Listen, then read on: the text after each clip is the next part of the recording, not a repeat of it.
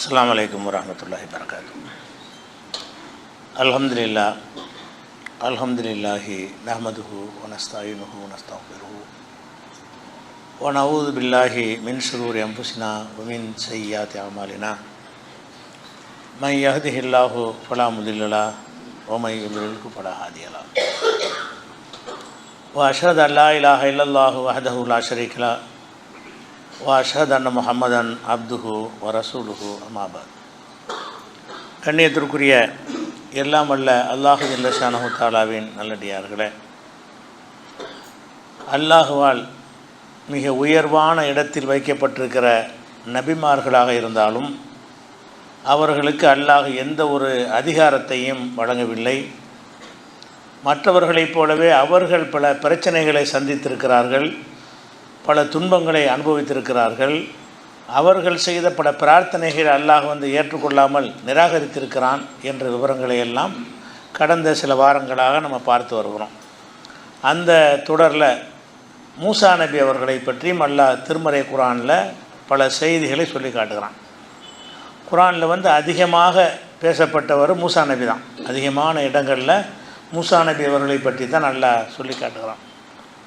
அந்த மூசா நபி அவர்களுக்கு மற்ற நபிமார்களை விட ஒரு சிறப்பு இருக்கிறது. என்ன சிறப்பு என்று கேட்டால், அல்லாஹ்வோட நேரடியாக, இப்போ கலீமுல்லான்றவருக்கு பேர், அல்லாஹ்விடத்தில் நேரடியாக உரையாடியவர். இப்ராஹிம் நபிக்கு எப்படி ஹலீலுல்லா, அல்லாஹ்வுடைய நண்பர் என்று ஒரு பெயர் இருக்கிறதோ, அந்த மாதிரி மூசா நபியை பொறுத்த வரைக்கும் அவங்களும் கலீமுல்லா, அல்லாஹ்வோட நேருக்கு நேர பேசியவர் என்று இருக்கிறது. பொதுவாக நபிமார்கள்ட்ட அல்லாஹ் ஜிப்ரீல் மூலமாக வஹி அனுப்புவான், அல்லது வேறு வானவர்கள் மூலமாக செய்தி அனுப்புவான், அல்லது உள்ளத்தில் சில கருத்துக்களை அல்லாஹ்வா என்ன செய்வான், போடுவான். மிக சில சந்தர்ப்பங்களில் நபிமார்கள்ட்ட நேருக்கு நேரமும் பேசியிருக்கிறான். அப்படி பேசப்பட்டதில் மூசா நபி அவர்களும் அடங்குவார்கள்னா அல்லாஹ் அவருக்கு எவ்வளோ பெரிய ஒரு இடத்தை வைத்திருக்கிறான் என்பதை நம்ம அறிந்து கொள்ள வேண்டும். அவர்களுக்கு முதலாக வஹி கொடுக்கும் பொழுது அவர்கள் எகிப்தில் இருந்து ஒரு சொந்த பிரச்சனைக்காக ஒரு ஆளை தவறுதலாக கொலை செஞ்சுட்டு ஓடி போயிட்டார். ஓடி போய் வேறு ஒரு ஊரில் தங்கி அங்கே கூலி வேலை செய்து அங்கே ஒரு திருமணம் செய்து கொண்டு குடும்பத்தோடு அவர் வர்றார். வரும்பொழுது தான் அல்லாஹ் என்ன செய்கிறான்னு கேட்டால், அந்த தூரு சீனா மலைங்கிற அந்த மலையில் ஒரு வெளிச்சம், ஒரு பிரகாசம் மாதிரி அவருக்கு காட்டுகிறான். அதை நோக்கி அவர் போகிறார். மனைவிட்ட சொல்லிவிட்டு, நீங்கள் இருங்க, இதை வெளிச்சம் தெரிகிறது, ஏதோ தீப்பந்தங்கள், வெளிச்சம்னா யாராவது தீ மூட்டிகிட்டு இருக்கிறாங்கன்னு நினச்சிக்கிட்டார் அவர். நமக்கு குளிர் காய்வதற்கெல்லாம் தீ தேவைப்படும், நான் அங்கேருந்து ஒரு தீப்பந்தத்தை எடுத்துக்கிட்டு வர்றேன் என்று சொல்லிவிட்டு அந்த தூர் மலைக்கு அவர் போகிறாரு. அங்கே போனால் என்னடா தீலாம் ஒன்றுமே இல்லை. அல்லாஹ் ஒரு வெளிச்சத்தை ஒரு ஜோதி அவருக்கு காட்டியிருக்கிறான். அப்போ காட்டினோன்னு அங்கேருந்து அல்லாஹ் நேரடியாக பேசுகிறான். என்ன பேசுகிறான்? மூசாவே, நான் இன்னனி அனல்லாஹ், நான் தான் அல்லாஹ் இறைவன் அப்படின்னு சொல்லி உரையாடி விட்டு பல விஷயங்கள் அவர்கிட்ட பேசுகிறான். அவர் கையில் ஒரு கைத்தறி வச்சுருக்கிறாரு. மா தில்க பி யமீனிக்க யா மூசா, மூசாவே உன்னுடைய வலது கையில் என்ன வச்சுருக்கிற அப்படின்னு நல்லா கேட்குறான். அவரை சொல்கிறார், ஹி அசாய, அது என்னுடைய கைத்தடி, அத்தவக்க அலைஹா, அதன் மீது நான் ஊன்றிக்கொள்வேன், சாய்ந்து கொள்வேன். வஹசு பிஹாலா கனமி, எனது ஆடுகளுக்கு உரிய இலைதலைகளை நான் பறித்து போடுவேன். ஒலிய ஃபிஹா மாரிபு உஹுரா, இதை வச்சு இன்னும் பல வேலைகளை நான் பயன்படுத்திக்கிடுவேன் அப்படின்னு அவர் பேசுகிறார்.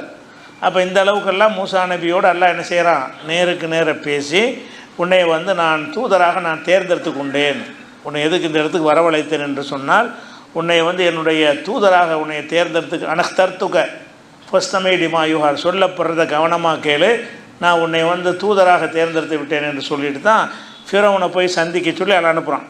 நீ ஃபிரௌனை போய் சந்தித்து அவனுக்கு சத்தியத்தை எடுத்து சொல்லு, அந்த பணியை உனக்கு ஒப்படைத்திருக்கிறேன் என்று ஆரம்ப கட்டமாக ஃபிரௌனை திருத்தர பணி தான் அவருக்கு கொடுக்கப்படுகிறது. அப்போ இது எதுக்கு சொல்கிறோம்னு கேட்டால், அல்லாஹ்வோட நேர பேசுகிறார். அதாவது ஜிப்ரீல் மூலமாக இல்லாமல், உள்ளத்தில் ஒரு கருத்து மாதிரி அல்லாஹ் போடாமல், அல்லாஹ் பேசுகிறது இவருக்கு விளங்குது, இவர் பேசுகிற அல்லாஹுக்கு விளங்குது. அப்படி அல்லாஹ் அவர் பார்க்கலையே தவிர அல்லாஹ் பேசுகிற அந்த ஓசையை அவர் என்ன செய்கிறார், தன்னுடைய காதாலையே கேட்குறார். அப்போ அல்லாஹ்விடத்தில் பேசுகிறேன் இவ்வளவு பெரிய ஒரு சிறப்பை இவருக்கு அல்லாஹ் கொடுத்துருக்குறான். மின்ஹும் மன் கல்லமல்ல, அல்லாஹ் நபிமார்களை சொல்லும்போது நீங்கள் யாரையும் பாரபட்சமாக காட்டாதீங்க, ஆனால் நான் சில பேருக்கு சில சிறப்புகளை கொடுத்துருக்குறேன் அப்படின்னு சொல்லும் பொழுது, தில்க ருசுலு பல்லல்னா பாலகும் அலா பாலின், இந்த ரசூல்மார்களில் சிலரை விட சிலரை நாம் சிறப்பித்திருக்கிறோம். நம்ம அப்படி சொல்லக்கூடாது, இவர் உயர்ந்தவர், இவர் மட்டமானவர். நபிமார்களை பற்றி நம்ம பேசக்கூடாது. ஆனால் அல்லாஹ் என்ன செய்கிறான்னு கேட்டால் அவன் சொல்லுவான், நான் எல்லாரையும் ஒரே மாதிரி அனுப்பலை, சிலரை விட சிலரை மேன்மைப்படுத்தி இருக்கிறேன் என்று சொல்லிவிட்டு, மின்ஹும் மன் கல்லமல்லா, அவர்களில் அல்லாஹ்வோட பேசியவரும் இருக்கிறார். நான் உயர்த்துகிறேன்னு சொல்லும், தரஜா உயர்த்துகிறேன்னு சொல்லும் பொழுது மூசா நபியை மென்ஷன் பண்ணுறான். எப்படி? மின்ஹும் மன் கல்லமல்லா, அவர்களில் அந்த தூதர்களில் அல்லாஹ்வோடு உரையாடியவர்கள்லாம் இருக்கிறார்கள். அப்போ அல்லாஹ்ட்ட நேருக்கு நேர பேசுகிறதுங்கிறது எவ்வளோ பெரிய நெருக்கம். மற்ற அதிகமான நபிமார்களுக்கெல்லாம் கொடுக்கப்படாமல் சில நபிமார்களுக்கு மாத்திரம் அல்லாஹ் கொடுத்துருக்குறோம். அதில் முதன்மையானவராக யார் இருக்கா? மூசா நபி இருக்கிறார். அப்படி அல்லாஹ்வுடைய நேருக்கு நேர பேசக்கூடியவர் என்ற ஒரு தகுதியை பெற்று இருந்தும் கூட அவருடைய அபிலாசைகள், அவருடைய ஆசைகள், அவருடைய நோக்கங்களை எல்லாம் அல்லாஹ் நிறைவேற்றி வச்சானா கஷ்டப்பட்டாராம். முக்கியமாக எடுத்துக்கிட்டீங்கன்னு சொன்னால், அவர் அந்த பனி இஸ்ராயல்களை முதல்ல அதுக்கு தான் அனுப்பப்பட்டார். பனி இஸ்ராயல்கிற கூட்டத்தார்கள் ஃபிரௌனுடைய கூட்டத்தாரால் கொடுமைப்படுத்தப்படுறாங்க. எகிப்தில் ஆட்சி ஃபிரௌனுடைய கிபுத்திங்கிற கூட்டத்தார் கையில் இருக்குது. இஸ்ரவேலர்கள் அவங்களுக்கு அடிமை சேவகம் பண்ணுறாங்க. அவங்களுக்கு ரெண்டாந்தர குடிமக்களாக இருக்கிறாங்க. அவங்களுக்கு எந்த உரிமையுமே இல்லை. அவங்க அடிமைகளாக வைத்து வேலை வாங்குகிற அளவுக்கு அந்த இஸ்ரவேல் மக்களை எல்லாம் அங்கே எகிப்தில் ஃபிரௌனுடைய கையில் கொடுத்துருக்குறான். அப்போ மூசா நபி வந்தது எதுக்கு வர்றாங்கன்னு கேட்டால், ஃபிரௌன்கிட்ட போய் நீ அரசியல் மானா பனி இஸ்ரவேல் மக்களை எங்களோட அனுப்பிடு, உலாத்து அதிபுகும், அவங்கள நீ வேதனைப்படுத்தாத, இஸ்ரவேல் மக்களை உன்னிடத்திலிருந்து மீட்பதற்கு தான் நான் வந்திருக்கிறேங்கிறார். அந்த இஸ்ரவேல் மக்களை மீட்டெடுக்கிற ஒரு பெரிய போராளியாகத்தான் வந்திருக்கிறார். இவர் வரலன்னு சொன்னால் அவர் அவ்வளோ பெரிய கஷ்டங்கள் அவங்க பட்டாங்க. இவர் அவங்கள உணர்ச்சியை எழுப்பி விட்டு அவங்கள கூட்டமாக ஆக்கி அவங்கள ஒரு மக்கள் திரளாக கூட்டி அதுக்கு பிறகு தான் நெஞ்சார் அந்த மக்கள் கொஞ்சம் அந்த ஃபிரௌனிடமிருந்து ஒரு விடுதலை பெறக்கூடிய ஒரு நிலைமையெல்லாம் ஏற்பட்டுச்சு. அப்படி இந்த இஸ்ரவேல் மக்களுக்காக அவ்வளோ பாடுபட்டிருந்தும் கூட அவர்கள் மூசா நபிகிட்ட எப்படி நடந்துக்கிட்டாங்கன்னு சொன்னால், அந்த மாதிரி எந்த நபிமார்களும் தொல்லைக்கு உள்ளாக்கப்பட்டது கிடையாது. மூசா நபியை அவரை ஏற்றுக்கொண்டவங்க இருக்காங்கல்ல, அவங்க நடத்தின மாதிரி எந்த நபியையும் எந்த சமுதாயமும் நடத்தினதே கிடையாது. அதுக்கு உதாரணம் சொல்வதாக இருந்தால், ரசூல் ஸல்லல்லாஹு அலைஹி வஸல்லம் செய்கிறாங்கன்னா, ஒரு நாள் கனிமத்து பொருள்களை பங்கு வச்சு கொடுக்குறாங்க. பொருள்கள் வந்துச்சுன்னா என்ன செய்வாங்க, போர்க்களத்தில் கிடைக்கக்கூடிய செல்வங்களை அந்த போரோட ஈடுபட்டவங்களும் கொடுப்பாங்க, ஈடுபடாதவங்களுக்கு என்ன செய்வாங்க, தேவையை அனுசரித்து இவங்களுக்கெல்லாம் நம்ம கொடுக்கலாம் என்று பல பேர் கொடுத்தாங்க.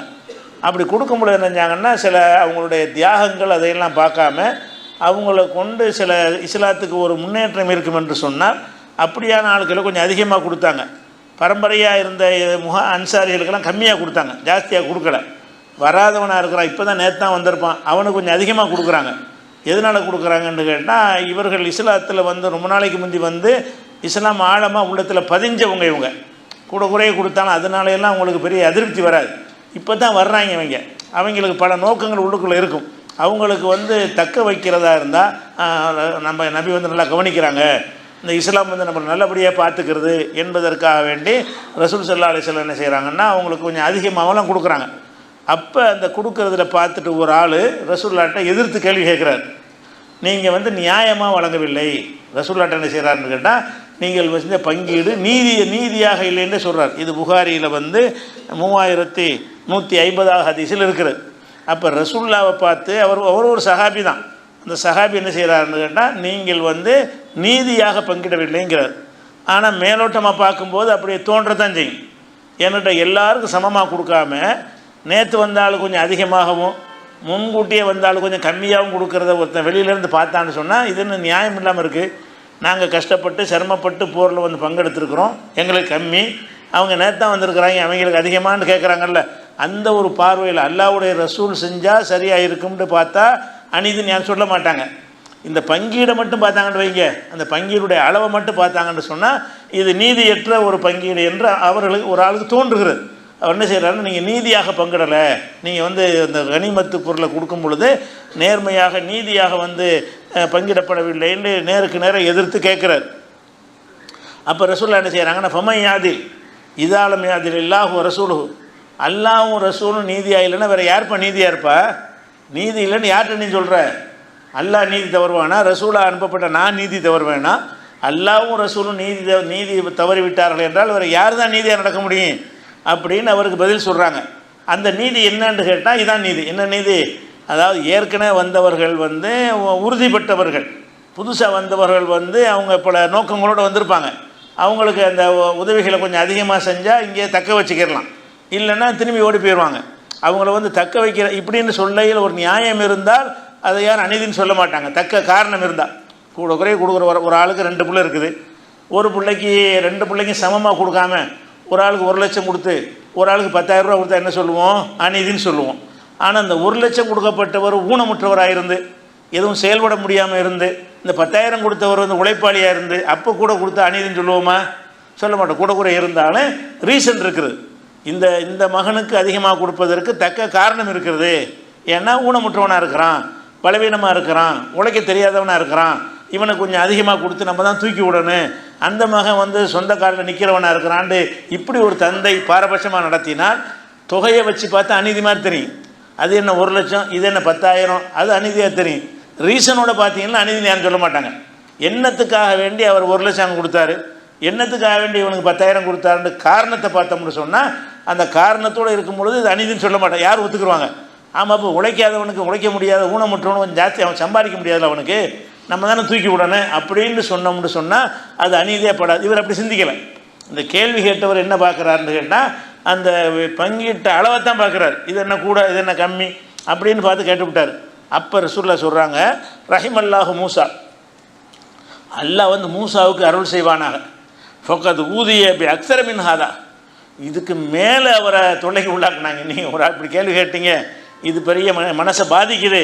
ஆனால் இதெல்லாம் மூசாவுக்கு அந்த மக்கள் செஞ்சதோட கம்பேர் பண்ணணும்னா ஒன்றுமே இல்லைங்கிறாங்க. ரசூலுல்லாஹ் சொல்கிறாங்க, ஃபக்கத் ரஹிமல்லாஹு மூசா, மூசாவுக்கு அல்லாஹ் அருள் செய்வானாக, ஃபக்கத் ஊதிய பி அக்ஸர மின் ஹாதா, இதை விட அதிகமளவுக்கு தொல்லைக்கு உள்ளாக்கப்பட்டார். யாரால்? அவருடைய உம்மத்தினால, ஃபிரௌனால் உள்ளதில்லை.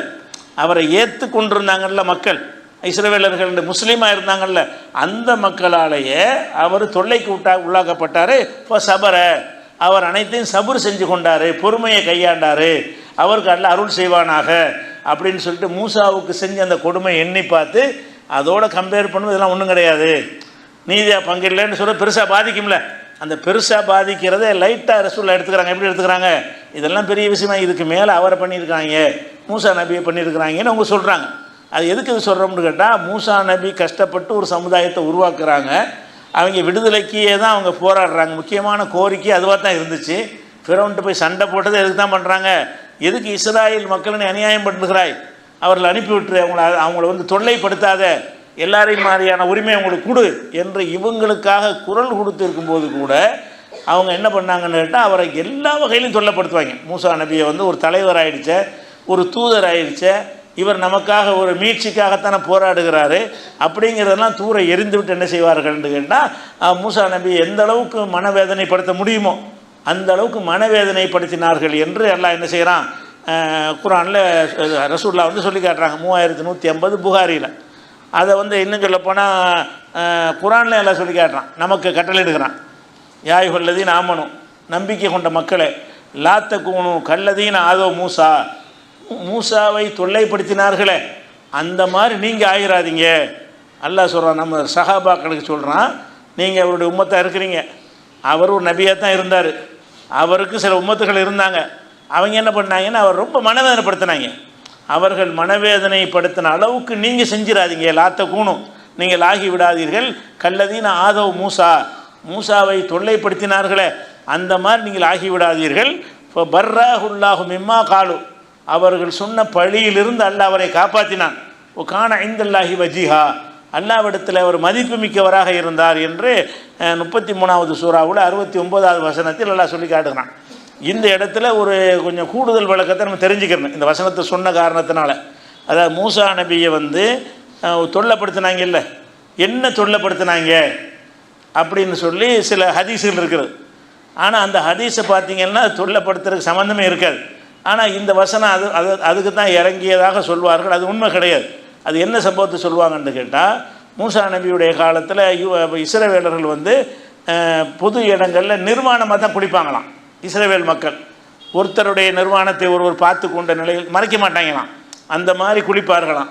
ஆனால் மூசா நபி மட்டும் என்ன செய்வார்னு கேட்டால், யாரும் இல்லாத ஒரு இடம் தனியாக போய் குளிப்பாராம். குளிக்கும்போது யாரும் இருக்கக்கூடாது, ஆடையோடு குளிப்பார்.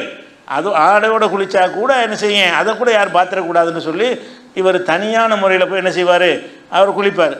அப்போ என்ன செய்கிறாங்க, இவங்கெல்லாம் பேசிக்கிறாங்களாம், இவர் என்னத்துக்காக வேண்டி நம்மளோட குளிக்க மாட்டேங்கிறாரு, நம்மெல்லாம் ஒரு இடத்துல குளிக்கிறோம், குளிக்கிறன்னு வரும்போது மாத்திரம் இவர் தனியாக அங்கிட்டு போயிடுறாரு, தனியாக தானே போய் குளிக்கிறாரு அப்படின்னு சொல்லி பேசும் பொழுது அவங்க சொன்னாங்களாம், எதுக்காக தனியாக குளிக்கிறாருன்னு கேட்டால், அவருக்கு விதை வீக்கம் இருக்கிறது, அந்த விதை வீக்கத்தை நம்ம பார்த்துடக்கூடாது, எதுக்காக தனியாக போகிறாரு, அவருக்கு விதை வீக்கம் இருக்கிற காரணத்தினால், அது விதை வீக்கங்கிறது ஒரு நோய், அந்த மாதிரி உள்ள விரை வீக்கம் பார்ப்பாங்கள்ல, அந்த விரை வீக்கம் உள்ள ஒரு ஆளாக இருக்கிறாரு, அதை நம்ம பார்த்துருவோங்கிறதுக்கு தான் பயந்துக்கிட்டு என்ன செய்கிறாரு, அவர் வெக்கப்பட்டுக்கிட்டு தனியாக குளிக்கிறாரு என்று அவங்க பேசினாங்களாம்.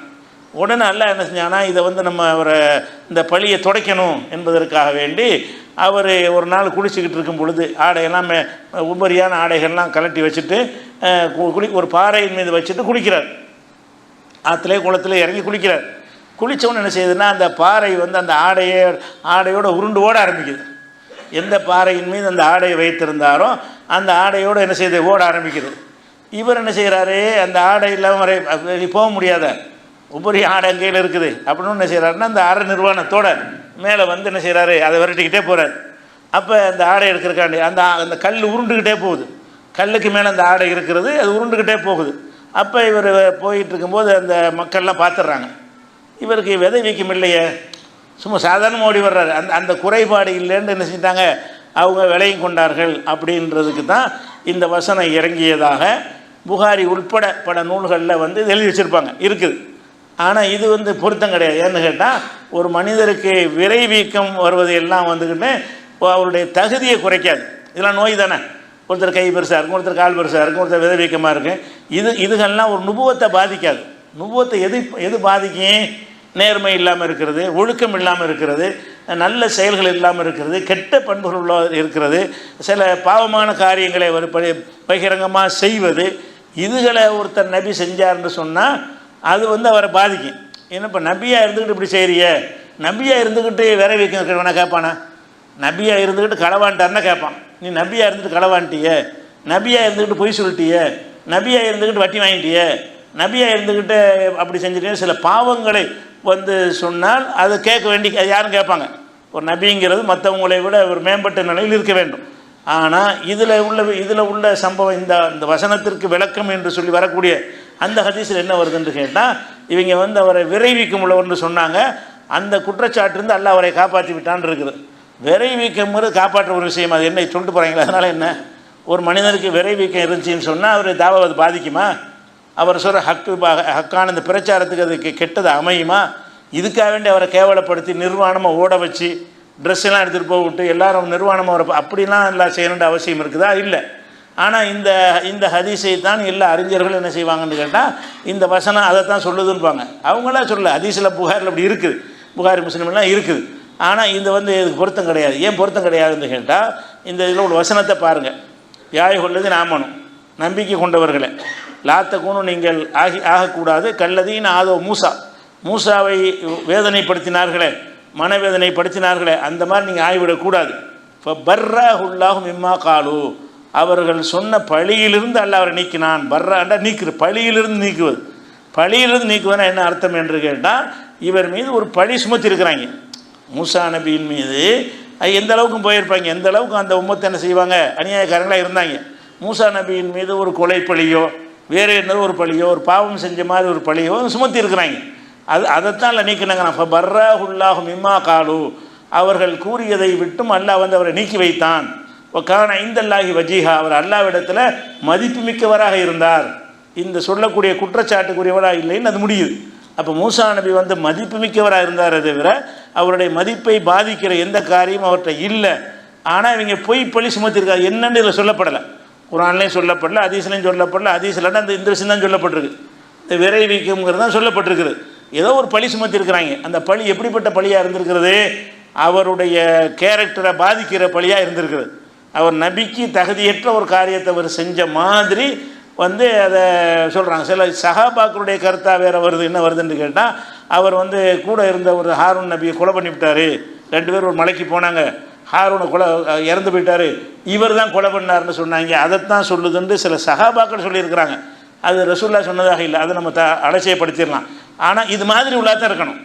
அதாவது மூசா நபியின் மீது அவங்க சொன்னது என்னவா இருக்கணும்னு கேட்டால், அவர் நபிங்கிற தகுதியை பாதிக்கக்கூடிய ஒரு வேலையை செஞ்சிட்டார் என்று ஒரு அவதூறை சொல்லியிருக்கிறாங்க. அந்த அவதூறிலிருந்து அல்லாஹ் என்ன செய்கிறான், ஏதோ ஒரு வகையில் காப்பாற்றிருக்கிறான். அது சம்பவம் நமக்கு தெரியல, ஏதோ ஒரு வகையில் அல்லாஹ் சில பொறுப்புகள் மூலமாக காட்டி மூசா நபியின் மீது நீங்கள் சொன்ன பழி பொய்யானது, ஆதாரம் மட்டும் நல்லா காப்பாற்றிட்டேங்கிறான். நமக்கு தேவையான விஷயம் என்னன்னு கேட்டால், மூசா நபியை அவங்க தொல்லைப்படுத்தின மாதிரி நீங்கள் தொல்லைப்படுத்துறாதீங்க. அவர்கள் கூறியதிலிருந்து அல்லாஹ் அவரை நீக்கிவிட்டான். பர்ரன்னு சொன்னாலேயே இந்த அவதூறு பழி இருக்குல்ல, அதில் நீக்குவது. பர்ரங்கிற வார்த்தை எதுக்கு சொல்லுவாங்கன்னு கேட்டால், ஒரு மனிதருடைய கேரக்டர் மீது சொல்லப்படக்கூடிய அந்த மாதிரி குற்றச்சாட்டுகள்லேருந்து அல்லாஹ் என்ன செய்வான், ஆயிஷா நாயன் மீது குற்றம் சொன்னாங்கல்ல, அவதூறு சொன்னாங்கல்ல, அதை நீக்கிவிட்டான் என்பதற்கு பராத்துடைய ஆயத்தமாங்க. பரா நீக்கிறது, அந்த பழியில் அவங்க மேலே தப்பு இல்லை அப்படின்னு சொல்லி அல்லாஹ் இறக்குனான்ல, அந்த வசனத்தை தான் பராத்துமாங்க, நீக்கி வைத்தான்னு சொல்கிறது. அப்போ ஒரு பழி சுமத்தப்பட்டு அந்த பழி பொய்யானது என்று அல்லாஹ் நீக்கினான் என்பதை தான் இந்த வசனம் சொல்லுகிறது. ஏன்னா இந்த வசனத்தை எடுத்துக்கொண்டு அந்த ஹதீஸையும் பார்த்துவிட்டு இதுதான் நீங்கள் விளங்கிடக்கூடாது. இதெல்லாம் ஒரு பெரிய அவருடைய கேரக்டரை பாதிக்கிற விஷயம் இல்லை. அது இருக்கிறத தானே செஞ்சாங்க. அவங்க விரைவீக்கம் இருப்பதாக நினைத்து கொண்டு சொன்னாங்க. விரைவீக்கம்ங்கிறதெல்லாம் ஒரு நபியுடைய தகுதியை குறைக்க, அதுக்கு தான் எல்லாம் எப்படி முடிக்கிறான்னு கேட்டால், காண இந்தல்லாஹி வஜீஹா, இவங்க என்ன தான் பழி சொன்னாலும் சரி அவர் அல்லாஹ்விடத்தில் மதிப்பு மிக்கவராக இருந்தார். அப்போ மதிப்பு மிக்கவர்னா எதை காட்டுது, கேரக்டர் சம்மந்தத்தை தான் காட்டும். கேரக்டர் சம்மந்தமாக நீங்கள் சொல்ல மாதிரி இருக்கலை, அல்லாஹ்விடத்தில் மதிப்பு மிக்கவராக தான் இருந்தார். அவர் மதிப்பை குலைக்கக்கூடிய ஒரு அவதூறு சொல்லியிருக்கிறாங்க. நம்ம என்ன பிரச்சனைன்னா, ஒரு மூசா நபியின் மீது அவங்களுடைய விடுதலைக்காக பாடுபட்ட அந்த மூசா நபியின் மீது என்ன செய்கிறாங்கன்னு கேட்டால், அவரை அவருடைய கேரக்டரை டேமேஜ் பண்ணுற அளவுக்கு பாரதூரமான ஒரு வீண் பழியை சுமத்தி இருக்கிறார்கள். அந்த பழி பொய் என்பதை எல்லாம் அணைஞ்சிட்டான். அவர்களை காப்பாற்றி அவரை நீ சொன்ன பழிக்கு உரியவர் இல்லைன்னு செஞ்சுட்டான்னு வருது. இப்போ எதுக்கு சொல்கிறோம்னு கேட்டால், அவ்வளோ பெரிய உயர்ந்த ஒரு நபியாக இருந்தாலும் அவரோடு இருக்கக்கூடியவர்கள் அவருக்கு ஒரு விசுவாசமானவோ அப்படி தான் நினைக்கிறாங்க. அவுலியாக்கள், மகான்கள், பெரியார்கள்னால் என்ன செய்வாங்க, அந்த சீடர்கள் உள்ளத்தை அப்படி பக்குவப்படுத்திடுவாங்க, இப்படி கண்ட்ரோலில் வச்சுருவாங்க. அவங்க எள்ளுண்டா எண்ணெயாக உருவிடுவாங்க சீடர்கள்லாம். அப்படி தான் முரீதுகள்லாம் இருப்பாங்கன்ட்டு பில்டப் கொடுக்குறாங்கல்ல. மூசா நபியுடைய உம்மத்தை அப்படி இருக்கலை. மூசா நபியுடைய உம்மத்தை என்ன செய்யலை, அவர் மீது எந்த பழியையும் சுமத்துவதற்கு தயாராக இருந்தார்கள் என்பதை நம்ம பார்க்குறோம். அதே மாதிரி அவங்களுடைய கேரக்டர் எல்லாம் சொல்லும் பொழுது 7வது சூறாவில் 131 வசனத்தில் சொல்கிறான், அவங்களுக்கு இந்த உலகத்தில் வாழும்போது பல துன்பங்கள் வரும். குறிப்பாக ஃபிரௌன் மூலமாக அவங்க பல கஷ்டங்கள் அனுபவித்தாங்க. அதே மாதிரி பொருளாதார சிரமம், ஆட்சி அதிகாரம் அவங்கள்ட்ட இருக்கிற ஃபிரௌன் இருக்குதுல்ல, காசு பணத்துக்கு தட்டுப்பாடு வரும்ல, இந்த மாதிரி சில துன்பங்கள் வரும்போது என்ன செய்வாங்கன்னு கேட்டால், அல்லாஹ் தந்துட்டான்னு நினைக்க மாட்டாங்களாம். மூசா நபி ஏற்றுக்கிட்டு மூமினா இருந்துக்கிட்டு என்ன செய்வாங்கன்னு கேட்டால், ஃபைதா ஜாத்துமுல் ஹசனத்து, ஏதாவது நல்லது நடந்து விட்டால், ஒரு செழிப்பு வந்து விட்டால், காசு பணம் கிடைத்து விட்டால், ஒரு வேலை வாய்ப்பு கிடைத்து விட்டால், அது நல்லதுங்கிறது. நல்லது கிடைத்து விட்டால் காலு சொல்வார்கள், லனா ஹாதிஹி, இது எங்களுக்காக இறைவன் கொடுத்துருக்குறான், எங்களுக்கு இந்த பணத்தை தந்து விட்டான் அப்படின்ட்டு தங்கள் பக்கம் சேர்த்துக்கொள்வார்கள். ஒயின் துசிபுகும் செய்யத்துன், ஏதாவது ஒரு கஷ்டம் வந்துச்சின்னு வைங்க, மழை பெய்யாமல் வறட்சி வந்துச்சின்னு வைங்க, அல்லது ஃபிரௌன் பிடிச்சி 10 பேரை ஜெயிலில் போட்டான்னு வைங்க, இப்படி ஏதாச்சும் ஒரு துன்பம் வந்துருச்சுன்னு சொன்னால், எத்தையரூபி மூசா ஓமாகும், மூசா தான் இது காரணன்றவாங்க. இவங்களுக்கு ஏதாவது கஷ்டம் எந்த அளவுக்கு அவங்க இருந்தாங்க, மூசாவுடைய உம்மத்தாக இருக்கிறாங்க, ரசூலுல்லாவுக்கு இப்படி சஹாபாக்கள் இருந்தாங்களோ அப்படித்தான் அவங்க இருக்கணும். அந்த மாதிரி ஒரு நபியை ஏற்றுக்கொண்டிருந்து என்ன செய்கிறாங்கன்னு கேட்டால், நல்லது நடந்தால் எங்களால் நடந்ததுங்கிறாங்க. எந்த கெட்டது வந்தாலும் சரி, இந்த ஆள் தொலைஞ்சதப்போ சரியாக வரும், இவர் தான் வழிகாட்ட வந்திருக்கிறாரு, நேர் வழிகாட்ட வந்திருக்கிறாரு, தூதர்னு ஏற்றுக்கிட்டாங்க. ஏற்றுக்கிட்டு எந்த கஷ்டம் வந்தாலும் மூசா அதில் போட்டுருவாங்களாம். ஒயில் துசிபிகும் செய்யத்தும், அவங்களுக்கு ஒரு துன்பம் ஏற்படும் என்று சொன்னால், எத்தையரூபி மூசாவும் ஆகும், மூசாவோடு இருக்கிற ஆட்களால் தான் நமக்கு ஏற்பட்டுச்சு அப்படின்னு சொல்லிக்கொண்டு சொல்வதை 7வது சூறாவில் 131 வசனத்தில் எல்லாம் சொல்கிறான். அப்போ அவ்வளோ பெரிய நபியாக இருந்தால் கூட இந்த மாதிரி அந்த மக்களை வென்றெடுக்க முடியல. இல்லை, நபின்னு சொன்ன நம்மளை நல்லபடியாக அவங்க நினைக்கணும், நம்மளை உயர்வாக மதிக்கணும், நம்மளை பற்றி தப்பு அவங்க சொல்லக்கூடாது, அப்படி தானே எல்லா தலைவரும் விரும்புவாங்க. அவர் அத்தனை விரும்பியிருப்பார். அப்படிப்பட்ட ஒரு நிலையில் இருந்தும் கூட அவரை இந்தளவுக்கு வேதனைப்படுத்துகிறாங்க. இப்படி என்ன நடந்தாலும் அவர் மேலே போட்டுருவாங்க. அவர் மார்க்கத்தை சொல்லி தொழுகிறது எப்படி, நோன்பு எப்படி எல்லாத்தையும் சொல்லிக் கொடுக்க வந்த அல்லாஹ்வுடைய தூதராக இருக்கிறாரு. அவர் என்ன செய்வாங்க, எந்த கஷ்டம் வந்தாலும் அந்த கஷ்டத்துக்கு வரும்போதெல்லாம் இவரை காரணம் காட்டிடுவாங்க. என்ன வந்தாலும் ஒன்றால் தான் ஏற்பட்டுச்சு, அதே மாதிரி இன்னொரு கட்டத்தில் என்ன செய்வான்னா, ஃபிரௌன் வந்து மூசா நபி பிறக்கிறதுக்கு முன்னாடி அந்த ஆம்பளை பிள்ளைலாம் கொள்ளுவான், அவங்க வளர்ந்துடக்கூடாதுங்க இருக்க வேண்டி. பிறகு இவங்கெல்லாம் ஒரு அசம்பிள் ஆகி ஒரு சக்தியாக உருவான பிறகு அந்த சூனியக்காரர்கள்லாம் தோற்று போயிடுவாங்கல்ல, அந்த நேரத்தில் என்ன செய்வான்னு கேட்டால், இவங்களுடைய எண்ணிக்கையை குறைக்கணும் என்று சொல்லி மூசா நபியுடைய ஆம்பளை அவங்க சமுதாயத்தில் ஆண்கள்லாம் கொள்ளுவாங்க. அப்போவும் என்ன சொல்லுவாங்கன்னா, அந்த கூட்டத்தார் வந்து மூசாட்ட வந்து, நீ வர முந்தியும் கஷ்டம், நீ வந்தோடனே உன்னால் பெரிய கஷ்டத்துக்கு மேலே கஷ்டமாக இருக்கியா அப்படின்னு சொல்லிட்டு மூசா நபிகிட்ட வந்து அவரை வேதனைப்படுத்த விதமாக நடப்பார்கள். அப்போ மூசா நபி வந்து அவர் ஒரு சமுதாயத்துக்கு தூதராக இருக்கிறார். அந்த சமுதாயத்தான் அவருக்கு பெரிய மனவேதனை. ஃபிரௌன் ஒரு பக்கம் சமாளிக்க வேண்டியிருக்குது, அது ஒரு பக்கம் நடந்துக்கிட்டு இருந்தாலும் யார் அவரை நம்பிக்கை கொண்டிருந்தார்களோ அந்த மக்கள் வந்து மன உளைச்சலை ஆளாக்குற சின்ன விஷயமா? ஒரு நபிக்கு வந்து மன உளைச்சலுக்கு மேலே மன உளைச்சல் பண்ணால் எப்படி செயல்பட முடியும்? அது கூட இல்லாமல் ஆக்கலையில் அல்ல என்ன செய்யலை, இவர் நபி இறை தூதராக இருக்கிறாரு, நம்மளோட நேரடி உரையாடல் பண்ணவராக இருக்கிறாரு, இவர் எந்த மன உளைச்சல் வந்துடக்கூடாது அப்படிங்கிற ஒரு ஏற்பாடெல்லாம் செஞ்சானா, அவர் மன உளைச்சலுக்கு மேலே ஆளாகி என்ன செய்கிறாரு, ரொம்ப ரசூலுல்லாவே இவர் மாதிரி யாரும் மன உளைச்சலுக்கு ஆளானது இல்லைன்னு சொல்கிற அளவுக்கு அவர் நடந்திருக்கிறார். அப்போ இது மாதிரி மூசாவுடைய உம்மத்தினர்கள் என்னென்னலாம் பண்ணாங்க என்பதற்கு இன்னும் சில சம்பவங்கள் இருக்குது. இன்ஷா அல்லாஹ் அதை அடுத்தடுத்து பார்க்கலாம்.